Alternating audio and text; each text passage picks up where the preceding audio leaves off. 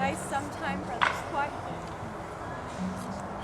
So full of woe, my grief must end my life. 'Tis sweet and commendable in your nature, sister, to give these mourning duties to your husband. But you must know that thus to persevere is obstinate rebellion against heaven. Gloucester's grim death be on's own guilty head for rousing rebellion against his nephew, defying his divine appointment as king.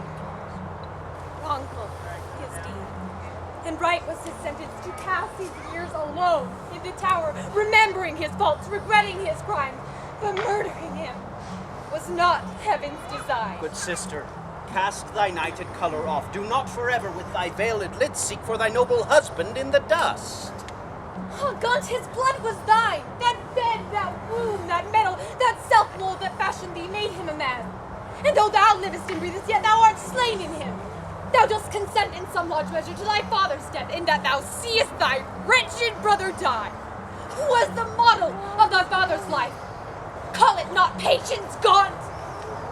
It is despair. Prithee, peace. Oh, finds brotherhood in thee no sharper spur. Hath love in thine own blood no living fire. It were 7 sons who of thyself art one. Were 7 branches springing from thy root.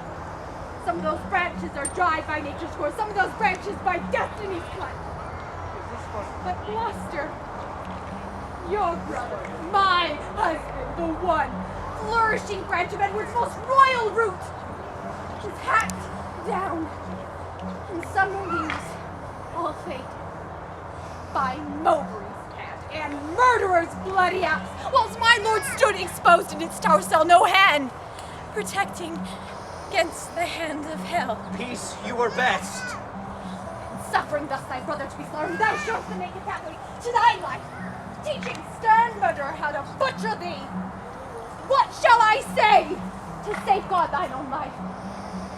The best way is to avenge my Gloucester's death. Alas, the part I had in Gloucester's blood doth more solicit me than your exclaims to stir against the butchers of his Blessed life. be that Harry is to set it right.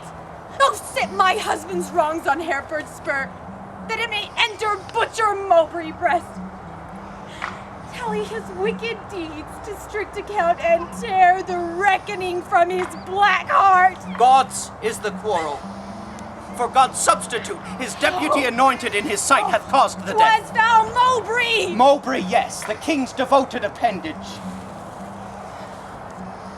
Gloucester's revolt settled him in the tower. His death settled revolt in the land. The king had Mowbray murder my husband. The which, if wrongfully, let heaven revenge. For I will never lift an angry arm against his minister. Whilst helpless he lies, imprisoned in the tower. Our ways are not God's ways, nor his proxies. Where, alas, may I complain myself? To God, the widow's champion and defense. If it be God's will, my husband Gloucester die house by I heaven. Almighty hand, it seems correct to life in those hands which made the fault that we cannot correct. But we are quarrel to the judgment of heaven. For when they see the hours ripe on earth, will rain hot vengeance on offenders' heads. Sister, farewell. Farewell, old gods! Thou goest to Coventry, there to behold our cousin Hereford and dull Mowbray fight. A pageant of misplaced malice and misled spite.